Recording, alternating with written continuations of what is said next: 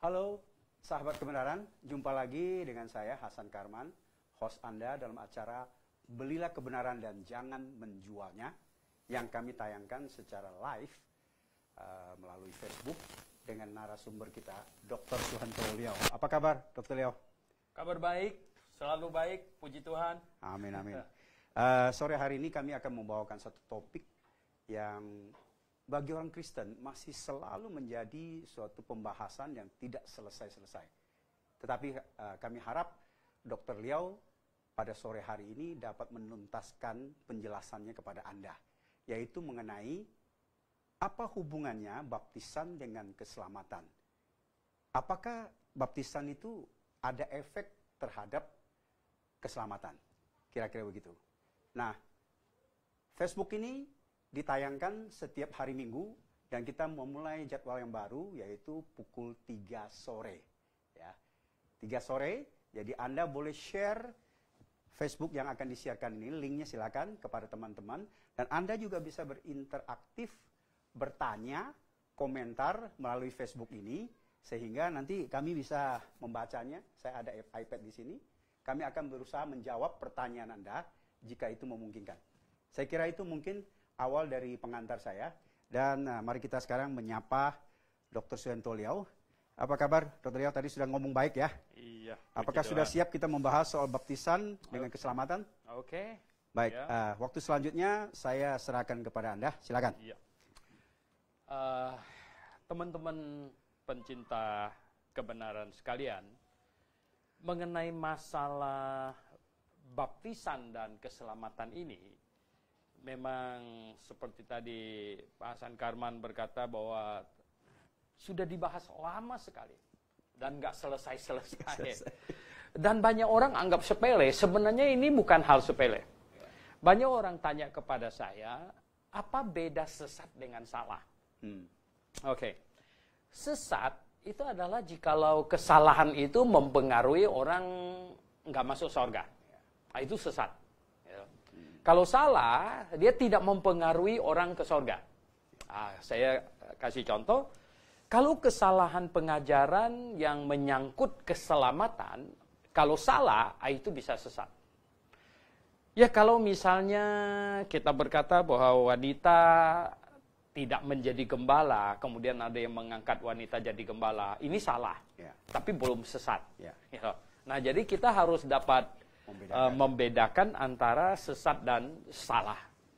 Nah, mengenai masalah baptisan diperlukan atau tidak untuk masuk surga, ini lebih berat dari itu. Karena kalau diperlukan dan tidak dilakukan pembaptisan, orang itu bisa tidak ke surga. Atau tidak diperlukan dan orang itu dibaptis supaya masuk surga, ini juga fatal. Nah, maka ini harus sangat precise, sangat tepat gitu. Ini bukan topik yang sepele gitu dan yang boleh sembarangan gitu ya. Nah, coba kita lihat Alkitab.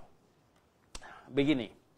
Pertama, ini ayat yang banyak bikin pusing dulu, yaitu yang di Markus pasal 16. Markus pasal 16, ya dikatakan di sini kalau ayat 15 dan 16, Markus pasal 16 ayat 15 dan 16 ada berbunyi demikian. Lalu ia berkata kepada mereka, pergilah ke seluruh dunia, beritakanlah Injil kepada segala makhluk. Siapa yang percaya dan dibaptis akan diselamatkan, tetapi siapa yang tidak percaya akan dihukum. Nah, berdasarkan ayat inilah sebenarnya banyak yang menyimpulkan bahwa, wah ini kalau untuk masuk surga ini selain percaya, bertobat harus dibaptis.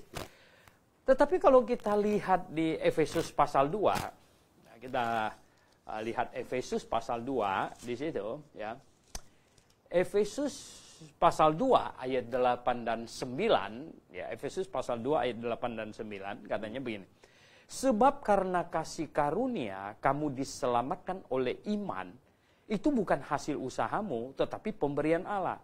Itu bukan hasil pekerjaanmu. Jangan ada orang yang memegahkan diri.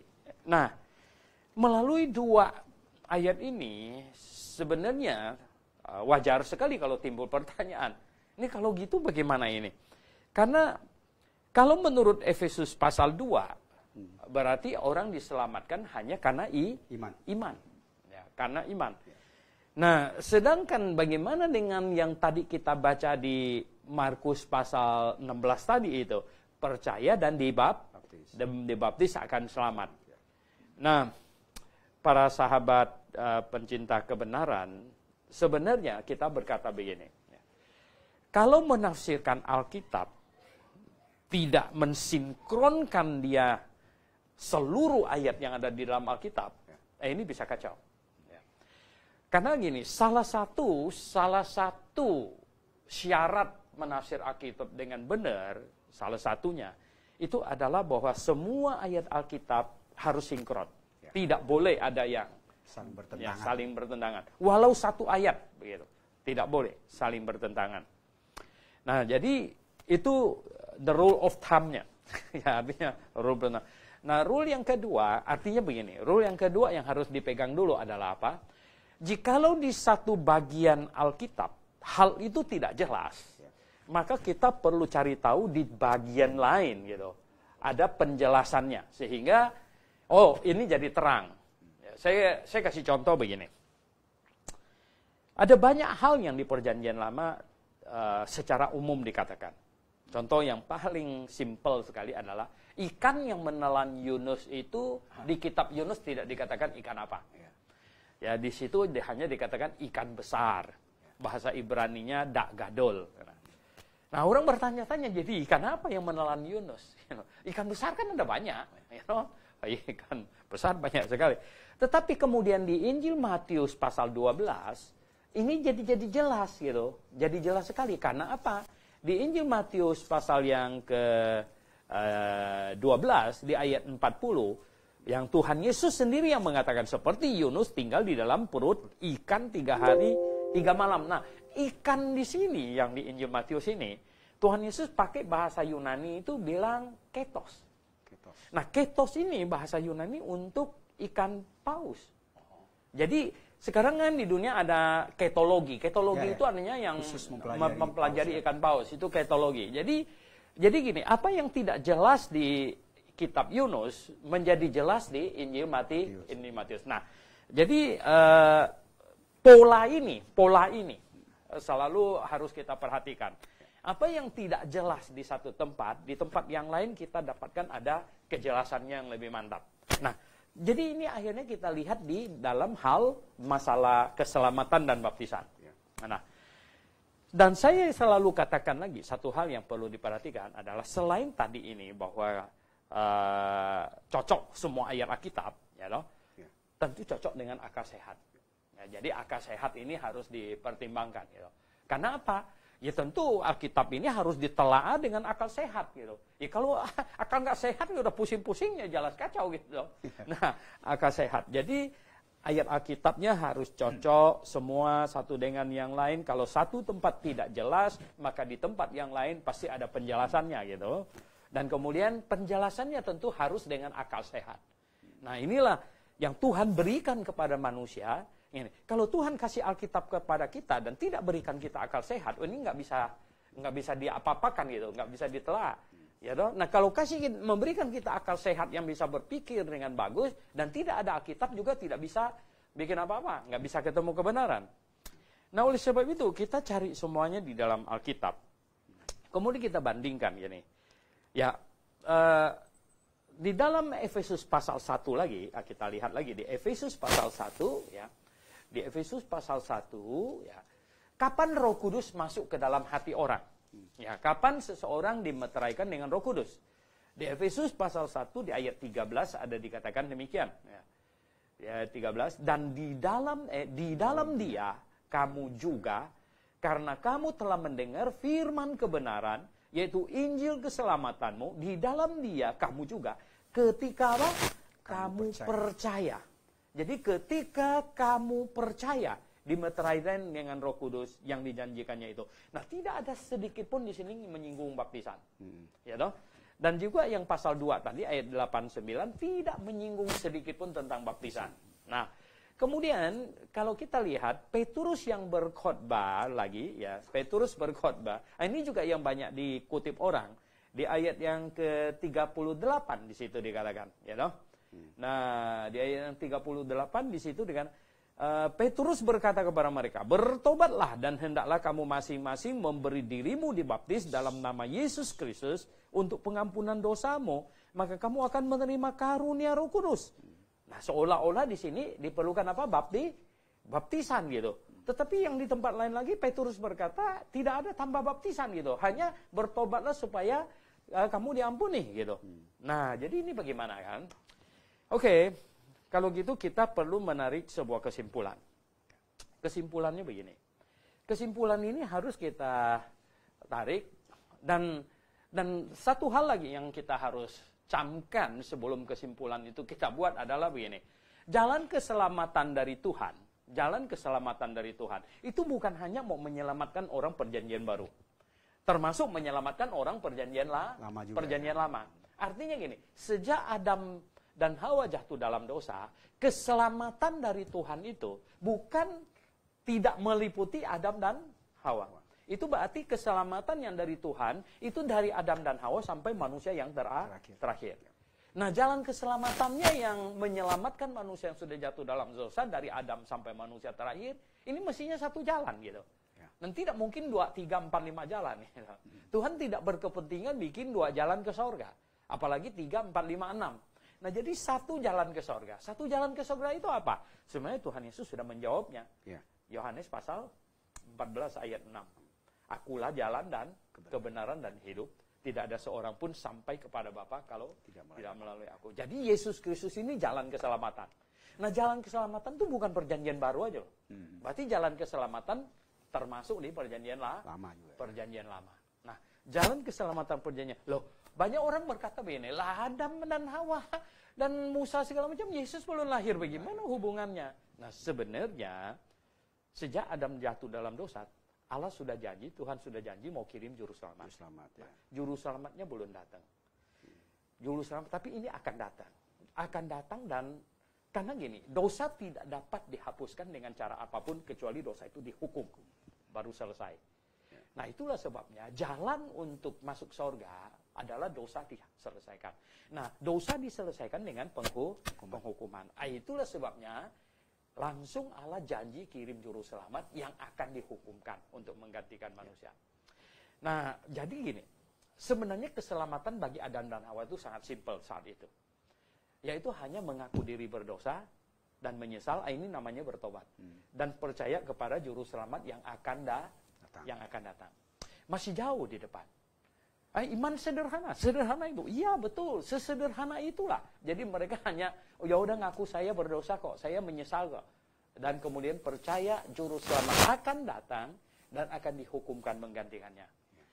Nah, kemudian Tuhan perintahkan mempersembahkan korban di atas mezbah, memakai umumnya seekor domba. Sebenarnya yang miskin sekali boleh memakai burung merpati dan tekukur. Yang kaya boleh memakai lembu. Sambil binatang korban itu dipegang kepalanya domba, mengaku salah dan menyesal dan disembelih. Jadi korban di atas mezbah ini adalah menggambarkan juru selamat yang akan datang, yang akan disalibkan dan akan mati menggantikan manusia yang mengimaninya itu. Jadi begini, domba di atas mezbah disembelih, ini menggambarkan juru selamat yang akan datang. Nah, domba ini tidak menyelamatkan. Sama sekali tidak menyelamatkan.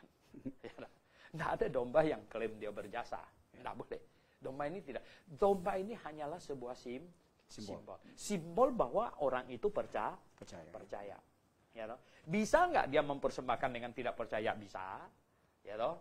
Ya, ikut-ikutan dan lain sebagainya. Bisa. Gitu. Nah, tetapi mereka yang mempersembahkan dengan iman, percaya kepada juru selamat yang akan datang, itulah yang diselamatkan. Oke. Nah, sepanjang berapa ribu tahun berjalan, udah berapa juta domba disembelih. Tapi domba itu tidak bisa klaim dia punya jasa untuk manusia masuk surga. Nah sekarang di perjanjian baru kemudian Tuhan Yesus datang dan Yohanes Pembaptis menunjuk kepadanya, lihatlah anak domba Allah yang menghapus dosa dunia. Dan Tuhan Yesus bagaikan seekor anak domba yang keluh. Dibawa ke pembantaian, disalibkan di atas kayu salib, menanggung dosa seisi dunia, dari dosa Adam dan Hawa sampai dosa manusia terakhir. Nah barang siapa yang tadi itu mengaku salah dan percaya kepadanya, percaya bahwa dia akan, kalau orang perjanjian lama itu akan dihukumkan menggantikannya untuk menanggung semua dosanya, maka dosanya dihitung selesai. Nah di perjanjian baru setiap orang yang mengaku dosa, menyesal dan percaya kepada juru selamat yang sudah menanggung semua dosanya, menggantikannya dihukum, nah dosanya dihitung selesai. Nah, sekarang kita mau masuk masalah baptisan. Di perjanjian lama, Tuhan menaruh domba di atas mezbah, disembelih sebagai simbolnya. Nah, di perjanjian baru ada dua yang Tuhan suruh, yaitu baptisan yang menggambarkan mati bersama Kristus, kemudian bangkit bersama Kristus. Kemudian roti dan anggur. Dua ini. Ya. Jadi gini, ini dua upacara yang Tuhan suruh untuk mensimbolkan apa? Mensimbolkan Injil yang menyelamatkan. Jadi memberi dibaptis ya persis sama dengan perjanjian lama, membawa domba sembelih di atas mezbah. Ya, ini barang yang persis sama. Cuman satu perjanjian baru itu mengingatkan orang zaman itu untuk juru selamat yang akan datang.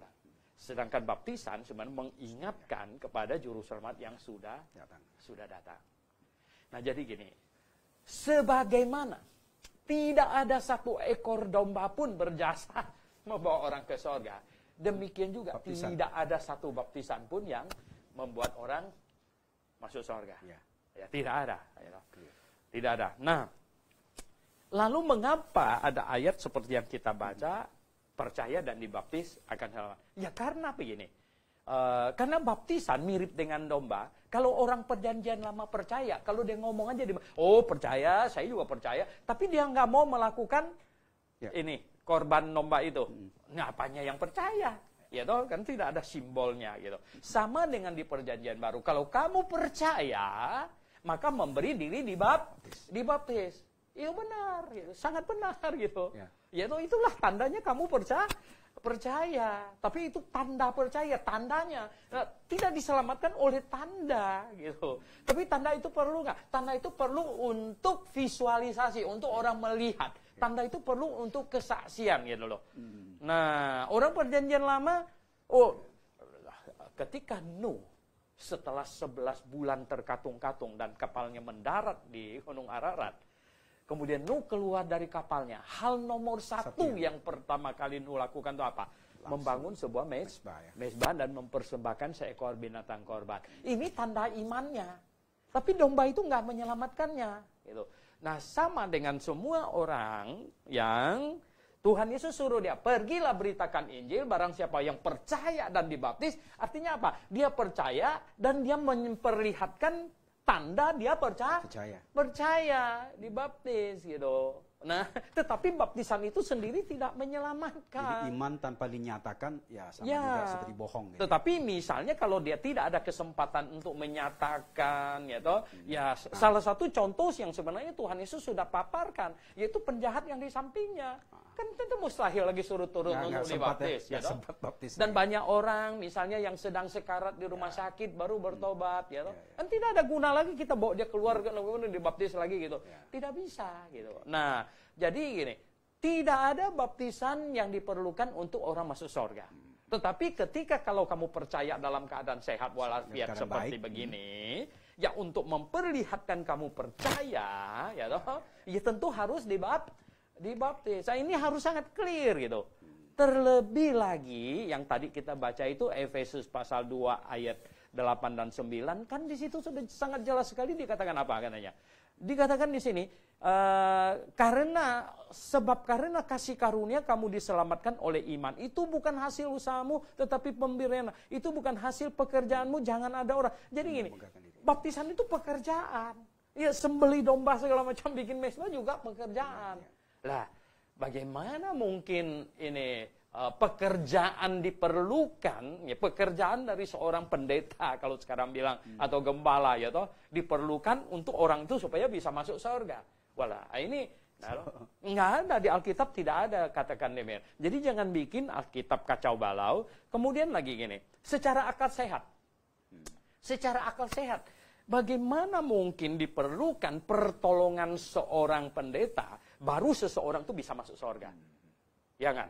Nah, orang sekarang lagi, misalnya satu orang, saya nih orang Kristen ya, Pak Hasan belum percaya Tuhan Yesus, saya sudah percaya. Kita kerja di hutan, kerja kayu atau apa, kemudian saya nginjilin, saya nginjilin, wah Pak Hasan ya bertobat percaya Tuhan Yesus, ya enggak? Sementara kita belum ada waktu ke kota ini, ya enggak? Masih mau perlu selesaikan pekerjaan sebulan, ya toh. Nah 2 minggu kemudian meninggal gitu. Bagaimana mungkin toh? Ya toh? Nah ini kan tidak masuk akal sama sekali, tidak masuk akal. Nah persoalannya ya adalah apa dong? Ini biasanya gereja-gereja yang sudah melakukan kesalahannya terlebih dahulu, yaitu apa? Membaptis bayi misalnya. Ya karena mereka mau mempertahankan tujuan dia membaptis bayi ini apa gitu loh. Nah maka mereka membela-bela atau malah begini, salah tambah salah dan tambah salah lagi gitu. Ya kan, karena dia sebenarnya tidak harus bayi itu dibaptis karena tidak diperlukan gitu. Tetapi mereka sudah terlanjur gerejanya, tradisinya membaptis bayi, akhirnya dia bela-bela bahwa masuk surga diperlukan baptisan. Masuk surga diperlukan baptisan. Ini agak konyol. Secara akal sehatnya begini, dibaptis umur berapa? Sebulan. Nah kalau 1 minggu dia mati bagaimana? Ya kan ini sudah nggak masuk akal lagi gitu. Nah ini akan kacau-kacau semuanya ya.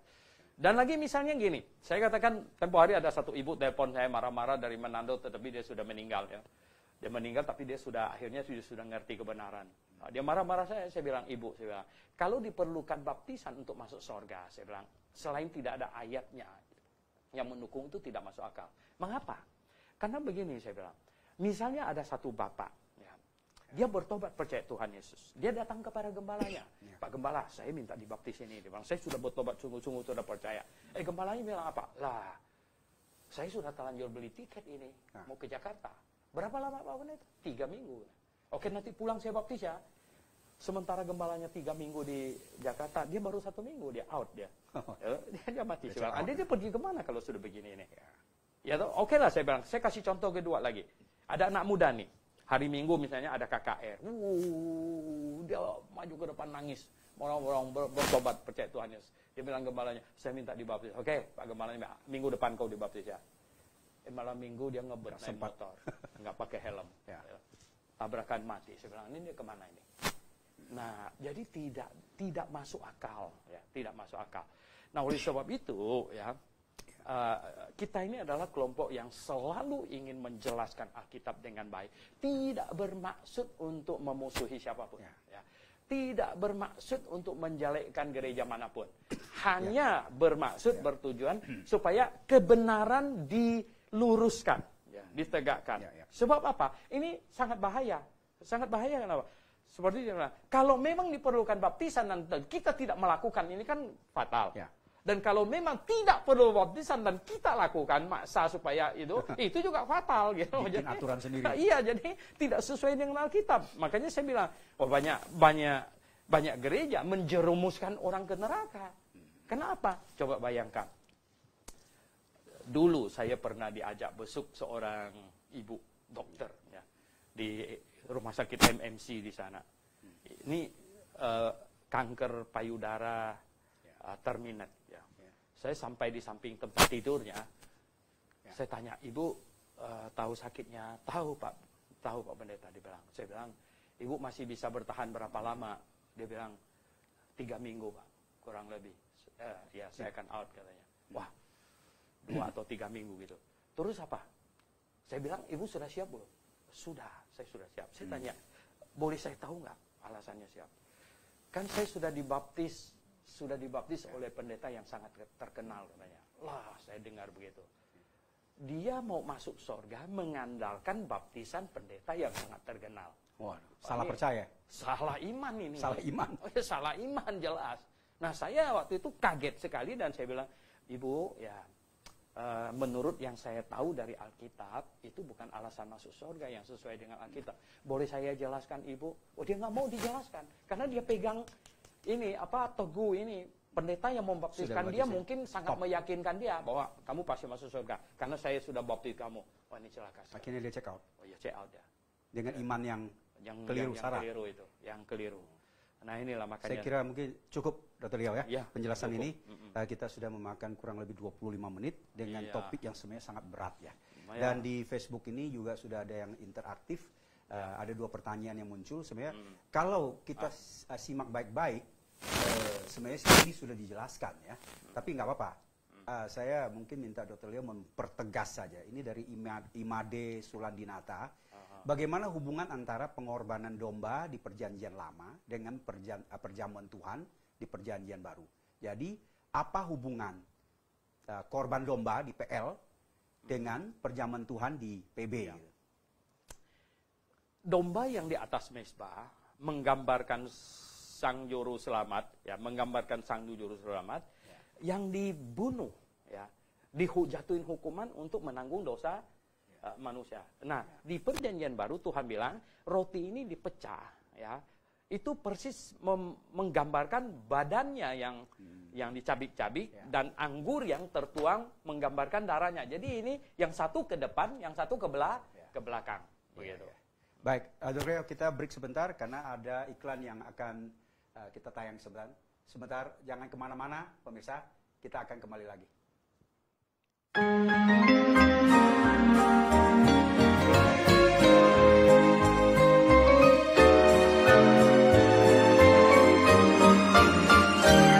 Grafe International Theological Seminary kembali menghadirkan acara-acara spesial di akhir tahun 2019.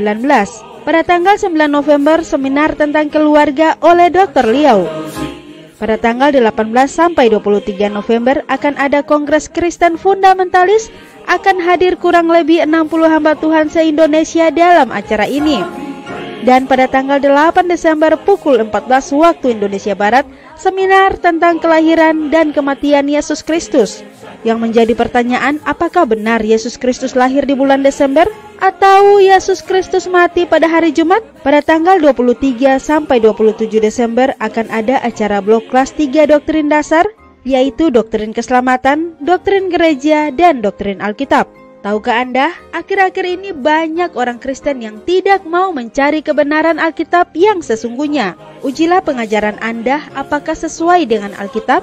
Jikalau Anda ragu dengan pengajaran Anda, Dr. Liao bersedia menjelaskan kepada Anda dari penciptaan, tampilnya Yohanes Pembaptis, hari pengangkatan, masa penganiayaan orang Yahudi, kerajaan 1000 tahun, pengadilan aras putih, hingga masuk ke kekekalan. Jangan lewatkan acara ini, tandai kalender Anda atau tetap stay tune di Facebook GBI Grafe setiap hari Minggu pukul 15 sampai 16 waktu Indonesia Barat. 1 jam bersama Dr. Liao dalam acara Belilah Kebenaran dan Jangan Menjualnya. Anda bertanya, Dr. Liao menjawab. Untuk informasi hubungi 021 6471 4156 atau di 0813 1586 3518. Langsung dari Studio 1 Grafe International Theological Seminary. Tuhan Yesus menyertai dan Maranatha. Sahabat kebenaran, kami kembali lagi dan silakan Anda share Facebook ini kepada teman-teman kita untuk mengetahui kebenaran. Belilah kebenaran dan jangan menjualnya. Kita kembali kepada Dr. Liao. Hari ini kita membawa topik mengenai apa kontribusi baptisan atau apakah baptisan itu menyelamatkan. Baik, Dr. Liao, ini adalah suatu pertanyaan sebelum kita lanjut kepada penanya ya di Facebook ini. Ada banyak pertanyaan dari pengalaman kita yang mengatakan penjelasan Dr. Suhanto Liao ini mengenai baptisan ini tidak menyelamatkan. Ya, kalau ya, jika baptisan ini bukan untuk keselamatan, lalu dia untuk apa? Begitu banyak gereja menganggap ini penting. Bahkan menganggap ini semacam ritual, ya. Lalu bagaimana kita menjelaskannya? Atau nggak usah aja gitu? Iya. Ya. Sebenarnya tercatat dalam sejarah ada kelompok yang namanya Quaker, ya. Itu adalah yang tidak membaptis. Oh, okay. Ya. Bahkan di Indonesia ada denominasi yang saya tahu yang mereka tidak membaptis juga gitu. Nah, tetapi kalau kita membaptis, ya saya sudah membaptis sangat banyak orang ya. Nah, ditanya kalau gitu dibaptis untuk apa? Saya kembali lagi kepada pemirsa sekalian ya, bahwa baptisan ini persis fungsinya seperti persembahan domba di atas mesbah. Ya. Perjanjian lama. Betul. Ya. Menyelamatkan tidak. Tapi disuruh lakukan nggak? Oh iya. Ya, karena apa? Nah, nomor satu ya, itu karena melalui upacara itu untuk mengekspresikan iman yang di dalam, Ya. Jadi itu sebuah tanda pertobatan. Orangnya bertobat dan percaya kepada Tuhan. Apa tandanya? Nah, di perjanjian lama, ya lakukan itu. Ya, lakukan itu. Yaitu ambil seekor domba, taruh di atas mezbah, sambil mengaku salah, dan domba itu kemudian disembelih. Karena itu perintah ya? Karena itu perintah. Nah, di perjanjian baru, makanya Tuhan bilang, barang siapa yang percaya dan dibaptis. Artinya orang itu percaya, kemudian mengekspresikan kepercayaannya melalui baptisan. Ya. Jadi simbolnya. Simbol prakteknya. Jadi disitulah signifikansinya. Iya, jadi tetap kita harus melakukan karena ini diperintahkan oleh Tuhan gitu. Kemudian yang kedua, kita lihat ya, baptisan diperintahkan di situ untuk menjadi murid. Ya. Pergilah jadikanlah sekalian bangsamu muridku dan baptisalah mereka. Berarti orang yang mau jadi murid, masuk jadi murid, tuntutannya nomor satu orang itu lahir baru, diselamatkan. Ya. Kalau belum diselamatkan ya diinjili, bukan jadi murid. Diinjili. Nah, kalau dia sudah diinjili, dia sudah selamat, kemudian jadi murid. Nah, jadi murid tentu untuk jadi murid pertama disuruh, kamu bilang kamu percaya, coba diekspresikan percaya kamu. Ya. Artinya dalam bentuk simbolik apa? Ya dibaptis. Berarti baptis sangat penting untuk memperlihatkan hati yang bertobat dan yang percaya, ya toh. Dan kemudian Tuhan pakai itu sebagai start awal dari orang yang mau jadi murid, gitu. Nah, atas ini pula kita tahu bahwa kalau begitu bayi nggak mungkin dibaptis, ya karena dia belum bisa jadi murid toh. Belum ngerti ya. Belum ngerti. Lagi pula mereka yang sedang sakit berat di rumah sakit segala macam, bagaimana mungkin dia bisa jadi murid? Ya mesti tunggu dia sembuh dulu gitu. Saya kira pertanyaan saya sudah clear Anda jawab, dan ini kita lanjut dengan satu pertanyaan lagi. Masih seputar di sini ya, di situ ya. Dari ini Bapak atau Ibu mungkin, saya tidak tahu ini ibu apa bapak nih, Tan Tio Prasetya, mungkin bapak ya. Pertanyaan gini, kita orang perjanjian baru bertobat dan percaya sehingga lahir baru, kemudian menyerahkan diri dibaptis. Apakah betul begitu Pak Suhento? Iya. Terus kemudian bagaimana dengan orang perjanjian lama? Apakah mereka merasakan lahir baru atau hanya bertobat dan percaya juru selamat yang akan datang? Kayaknya sudah clear ini ya. Ya, sebenarnya begini, yang disebut lahir baru ini adalah yang perjanjian baru. Ya. Karena gini, perjanjian lama itu Roh Kudus tidak tinggal menetap di hati. Belum dicurahkan, belum begitu ya. Nah, di perjanjian baru inilah orang, kan Tuhan Yesus bilang dilahirkan kembali ya oleh air dan roh. Nah, air ini banyak orang tidak berani menghubungkannya dengan baptisan. Kita bilang itu pasti. Ya, karena apa? Ketika Tuhan Yesus omong itu sama Nikodemus di Yohanes pasal 3, itu memang aktivitas membaptis di Sungai Yordan sedang berlangsung oleh Yohanes membaptis, gitu. Tetapi persoalannya sekarang bukan baptisan itu, tetapi insight dari baptisan itu. Banyak hal di dalamnya. Nah, maksudnya orang itu bertobat dan percaya itu kemudian memberi diri dibaptis. Nah, yang bertobat percayanya itu ini kan apa?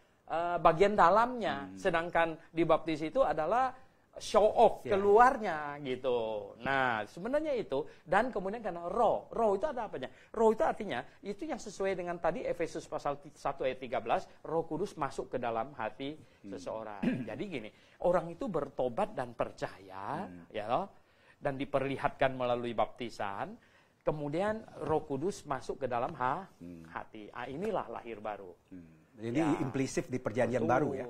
Ya. Perjanjian lama Lama tidak sebegitu. Perjanjian lama sebenarnya iman mereka lebih simpel. Kenapa tahu nggak? Karena lebih simpel. Karena gini, juru selamatnya masih jauh di depan dan nggak tahu siapa. Ya, juru selamatnya janjikan di depan, tidak tahu siapa. Di dalam Alkitab hanya bilang, pokoknya dia keturunan Abraham. Ya, kemudian dipersempit, pokoknya dia keturunan Daud. Gitu. Yang ini keturunan Abraham, lahir keturunan dimana, Daud, gitu ya? itu kan masih banyak sekali. Kemudian dikasih tahu dia akan lahir di Bethlehem. Lahir Bethlehem yang masih ramai ini yang lahir di Bethlehem. Ya. Kemudian dipersempit lagi, yang Yesaya bilang lahirkan oleh perawan, gitu. Dipersempit lagi gitu. Dan seterusnya. Yang dia memasuki Yerusalem menunggang keledai muda, dijual 30 keping perak, segala macam. Herbert Lockyer mendaftar kurang lebih 300 nubuatan perjanjian lama mengenai Mesias. Nah, sebenarnya orang PL itu pokoknya, dia begini, pokoknya tahu, oleh sebab itu ya, ini sedikit penting sekali. Kenapa waktu zaman Tuhan Yesus, orang begitu simpel, cuma teriak, Yesus, Yesus, anak Daud, anak Daud. Tuhan Yesus bilang, imannya sudah menyelamatkan. Kok begitu simpel sekali? Sebenarnya, dengan mereka berteriak, Yesus anak Daud, sama dengan sudah percaya dia itu Mesias. Sesuai yang dinubuatkan jauh sebelumnya. Itu dia sudah, tidak usah yang dia sudah terlalu detail-detail. Ya toh? Nah, sedangkan kita ini sekarang beda loh. Kita ini perjanjian baru, kita ini bukan orang Yahudi.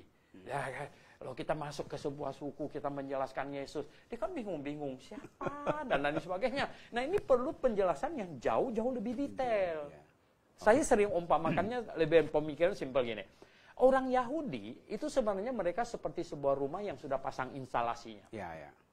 Mereka tidak perlu terlalu banyak masalah lagi, cuma dihubungkan dengan PLN, dengan celek gitu sudah nyala. Connect aja. Betul, sudah langsung nyala. Nah, kita ini kan bangsa lain yang belum ada instalatirnya. Di mana dikonekkan ke PLN kan belum nyala nih. Masih perlu kabelnya, bolamnya, segala macam. Semuanya belum terpasang ya? Belum terpasang. Baik. Dr. Leo, ini ada satu lagi pertanyaan yang ya tadi kita sudah singgung ya, bahwa ada dua perintah di dalam perjanjian baru yang diperintahkan kepada kita, ordinansi, untuk dilaksanakan. Nah, ini pertanyaan dari Imade Sulandinata lagi tadi. Selanjutnya, apa kaitannya antara baptisan dengan perjamuan Tuhan? Jadi hubungannya, kaitannya ada nggak dua ordinansi? Ya. Jadi sebenarnya tuh begini ya. Kalau kita dapatkan dari Alkitab bahwa baptisan itu kalau yang dilakukan dengan benar itu cukup satu kali. Cukup satu kali. Ada nggak dibaptis dua kali? Ada. Yaitu di Kisah Rasul pasal 19 ya. Di Kisah Rasul pasal 19, orang-orang yang dibaptis oleh Yohanes ya, ada 12 orang. Belum mengerti soal Roh Kudus itu ya. Sama Paulus dibaptis ulang lagi gitu. Jadi kalau orang yang marah-marah tentang baptisan ulang, dia tuh perlu marah Paulus gitu, bukan marah sama kita. Karena di sini ini orang dibaptis ulang di Kisah Rasul pasal 19, dan Paulus tanya dengan baptisan apa? Mereka tanya dengan baptisan Yohanes. Terus tidak tahu Roh Kudus. Sebenarnya gini loh, nanti banyak orang salah analisa. Dia pikir baptisan Yohanes lah yang menyebabkan orang tuh dibaptis ulang. No. Kenapa? Karena semua rasul dibaptis oleh Yohanes juga, gitu. Petrus dibaptis oleh Yohanes nggak disuruh ulang, ya kan? Semua rasul dibaptis oleh Yohanes tidak disuruh ulang. Nah, kenapa 12 orang ini dibaptis Yohanes disuruh ulang? Karena apa? Kelihatannya dibaptis ikut-ikutan.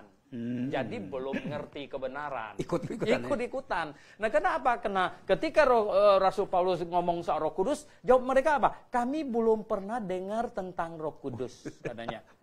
Parah ya. Akan tetapi jawab mereka, dia belum. Bahkan kami belum pernah dengar bahwa ada Roh Kudus. Nah, ini something wrong dengan orang ini. Karena Yohanes Pembaptis khotbah tentang Roh Kudus. Dia bilang, aku membaptis kalian dengan air dan nanti akan datang dia membaptis dengan Roh. Ini orang belum pernah dengar, dia ngantuk tidur di bawah pohon ini orang. Nah, maka itu ada dibaptis ulang gitu ya. Baptis ulang kalau baptisan benar cukup sekali. Dan perjamuan Tuhan itu sebenarnya disuruh dilakukan ulang-ulang. Nah, ulang-ulang tuh begini. Karena tidak di set up ulang berapa repeat time-nya itu, jaraknya, maka ini kesepakatan jemaat saja. Maksudnya gini, kalau terlalu sering nanti jadi kurang hikmat lagi Tidak gitu, hikmat lagi, kurang hikmat asal-asalan lagi, aja, asal-asalan aja gitu. Setiap minggu gitu atau tiap kali ada acara kita perjalanan sana. Nah, terlalu lama. Saya pernah di Amerika tuh setahun sekali gitu, cuma Natal aja. Walah gitu tuh lama amat gitu.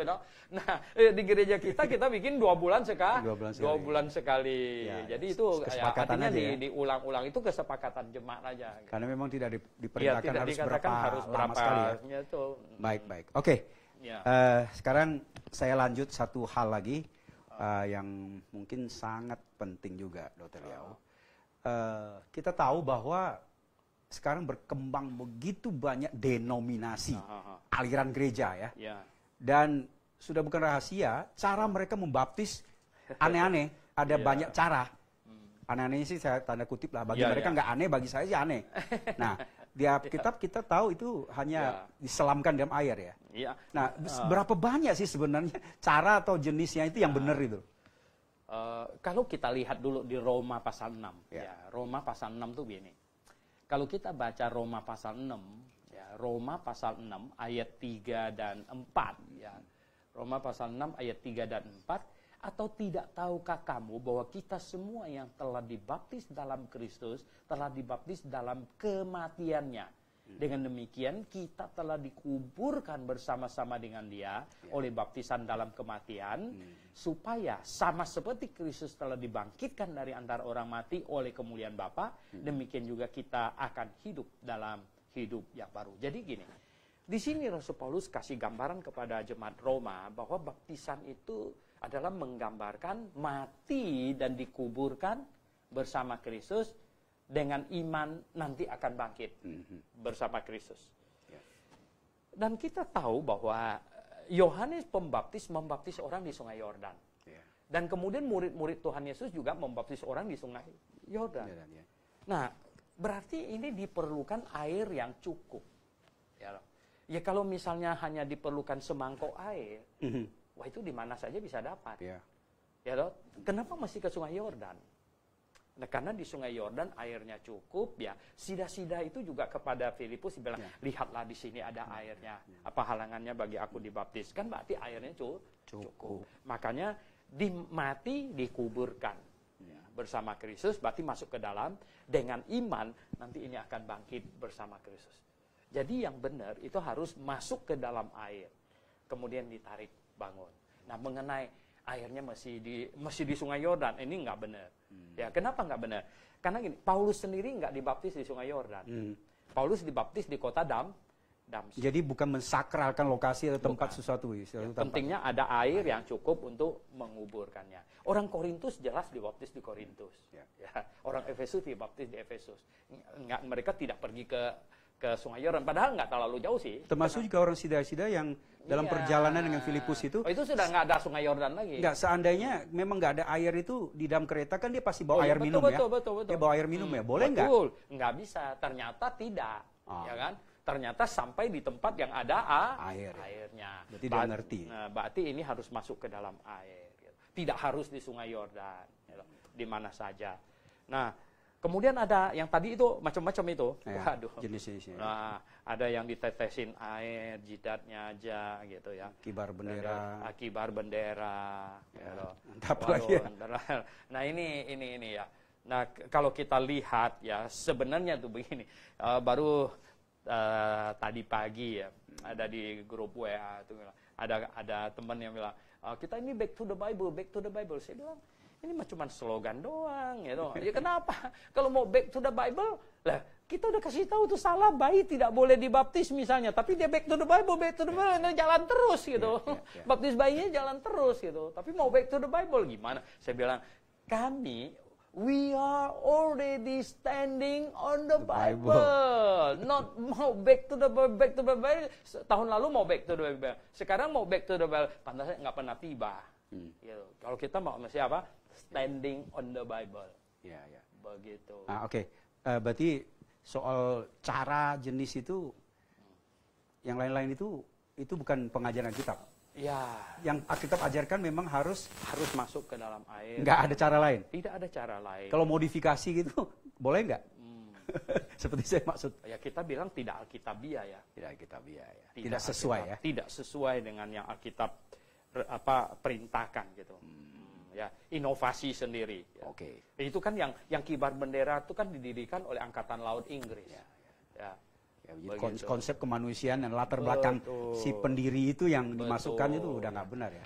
Dan biasanya gereja yang membaptis bayi itu adalah karena itu gereja negara. Oke. Ya. Jadi state church itu kan kalau orang jadi warga negara kan lahir langsung jadi warga negara. Ya. Oh, Ya. baik. Mengenai ini Dr. Liao, tadi Anda sudah menyinggung soal orang sakit bayi dibaptis itu ya.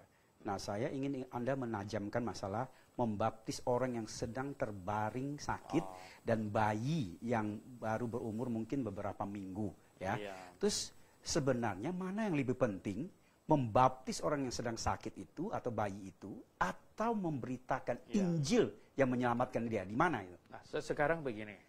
Justru kita membaptis bayi atau orang yang sedang sakit itu biasanya dorongan atas konsep yang salah, yang tadi itu, yang bahwa pemahaman yang salah. Ya, pemahaman yang salah, baptis supaya masuk surga. Ini orang hampir mati nih, kita buru-buru ini baptis dia. Jadi konsep yang salah bahwa masuk surga diperlukan baptisan ini mendorong terjadinya baptisan bayi dan baptisan orang yang sedang sakit. Nah, kemudian sedangkan yang tadi itu model itu yang harus masuk ke dalam air. Sebenarnya baptizo itu tidak ada arti lain, itu masuk ke dalam air. Dalam bahasa Yunani asli. Bahasa Yunani. Maka itu gereja Yunani ya, sekalipun mereka salah membaptis bayi, tapi bayinya yang dimasukkan dalam air loh. Iya. Ya, saya lihat di Baskom langsung. Betul. Jadi walaupun mereka salah dalam hal bayi kok dibaptis, dia karena state church tadi, state church. Tapi bayinya benar-benar dimasukkan dalam air. Saya kan ketemu orang Yunani. Saya tanya bagaimana? What's your language mean with baptizo? Oh, dia bilang, it's only one. Put into the water, dia bilang. Ya, masukkan dalam air katanya. Lah, begitu. Nah, saya nggak mau lanjutin lagi kenapa lu orang baptis bayi gitu kan. Saya pikir ya udahlah ya. Saya pertanyaan ini ke dia, harusnya dia sudah paham ya. Masukkan. Tetapi masalahnya kan ini, mereka udah benar masukkan dalam air. Cuman bayinya itu ya masih kecil kan. Subjeknya salah. Betul, subjeknya. Nah, kita berpikir begini, karena baptizo itu sendiri artinya masuk ke dalam air. Kalau ditetesin air saja, bahasa Yunaninya itu rantiso. Rantis. Jadi begini, teman-teman kita ada di sebagian gereja ditetesin air, itu belum dibaptis. Hanya Rantis. Dirantis. Bahasa Yunani juga Bahasa Yunaninya. Jadi belum dibaptis, mereka hanya sudah dirantis. Tetes ya. Tetesin. Gitu. Atau kaitannya soal apa yang tadi saya tanya itu, lebih bagus dia laksanakan praktek baptisan ini atau beritakan Injil gitu loh maksudnya. Oh, begini. Ya, maksudnya kepada yang sedang sakit. Kalau pemberitaan Injil sudah cukup ya. Ya itu dia. Jadi kita kan, ini orang sedang sakit nih di rumah sakit ini. Kita datang. Apa yang paling utama? Beritakan Injil yang benar. Ya, mudah-mudahan dia masih siuman dan bisa mengerti dan dia bertobat. Dan tidak perlu dibaptis, kondisinya mirip dengan penjahat yang disalib di samping Tuhan Kristus Yesus itu. Dia tidak perlu dibaptis. Biasanya gini, lalu dia kan ini, sebelumnya mungkin dia pernah dengar konsep-konsep, tolong dong kalau gitu baptis saya. Berarti dia ada salah paham. Ya, dia ada salah paham. Kita jelasnya, Bapak atau Ibu tidak memerlukan baptisan. Cukup dengan iman yang benar untuk masuk surga. Yang lebih kacau lagi biasanya keluarganya yang desak-desak supaya baptiskan. Berarti keluarganya juga ini ada salah konsep. Seringkali begitu ya. Nah, pendeta kadang-kadang kalau yang tidak sangat mengerti, pendirian tidak teguh ya, goyang-goyang ya toh, bisa back off itu. Ya, digoyang-goyang gitu. Oke, mungkin yang terakhir sekarang sebelum kita closing ya. Jadi baptisan ini hanya simbol. Simbol saja. Ya. Terus korban domba di perjanjian lama juga simbol. Simbol. Ya, mensimbolkan juru selamat yang akan datang, mati, dihukumkan, menggantikan manusia. Sedangkan sedangkan baptisan mensimbolkan juru selamat yang sudah mati dan kita sekarang menghayati mati bersama dia, dikuburkan dan akan bangkit. Simple. Saya kira itu sudah cukup ya.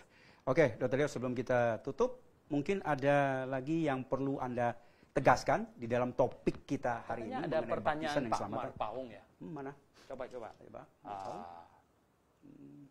Ini itu tuh di layar. Oh, di sini saya nggak lihat. Oh, oke. Ya, Pak Marpaung bertanya mengenai baptisan Yohanes untuk pertobatan ya. Apa BPTSN itu apa? Baptisan itu. Oh, baptisan Yesus untuk pengampunan.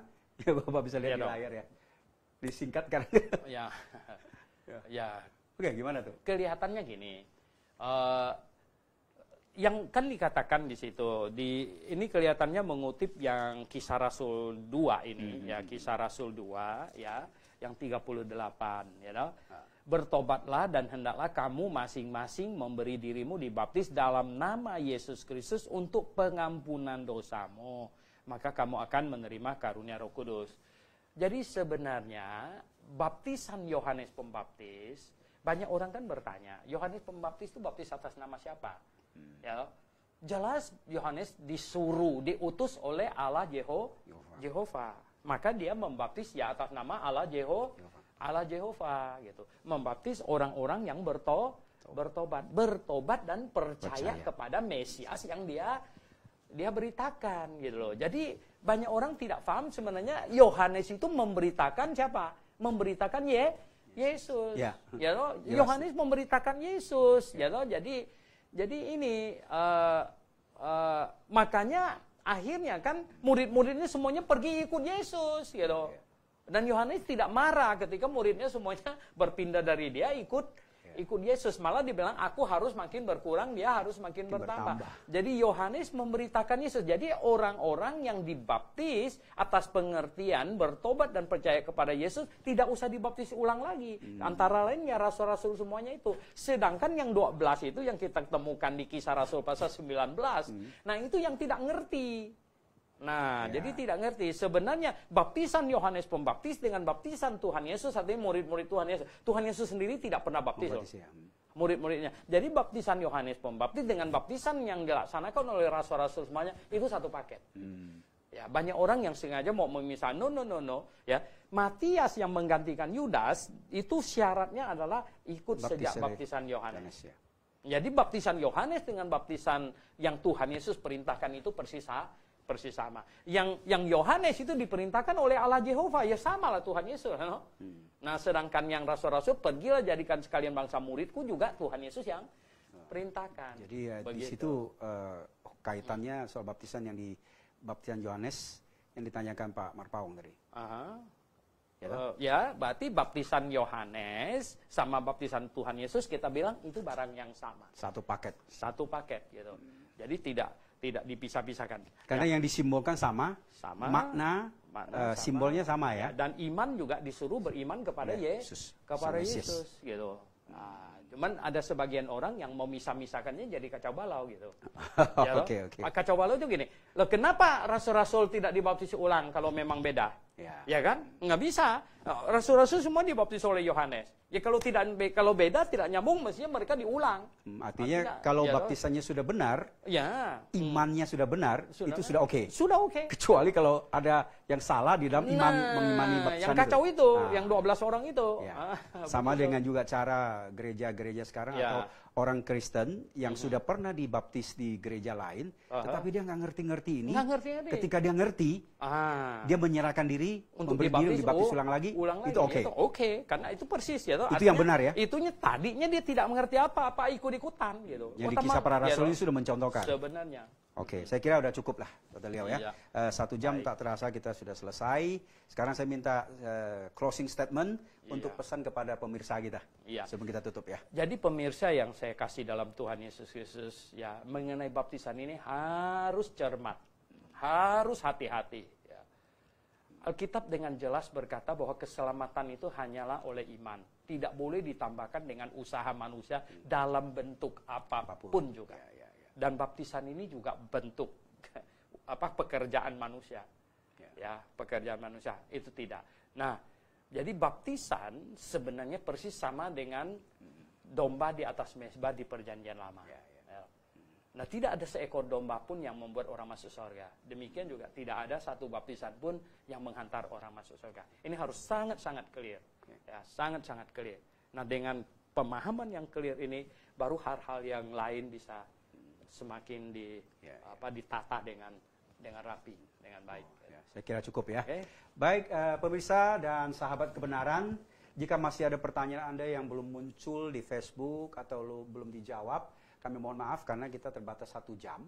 Dan tunggu acara kami setiap hari Minggu pukul 3 sore. Hari Minggu jam 3 sore setiap minggu. Silakan Anda tune in dan buka Facebook Anda untuk menyimak berbagai topik mengenai doktrinal yang sangat Anda butuhkan. Baik, sampai ketemu. Saya Hasan Karman dan Dr. Liao mengucapkan selamat bertemu. Maranatha. Maranatha.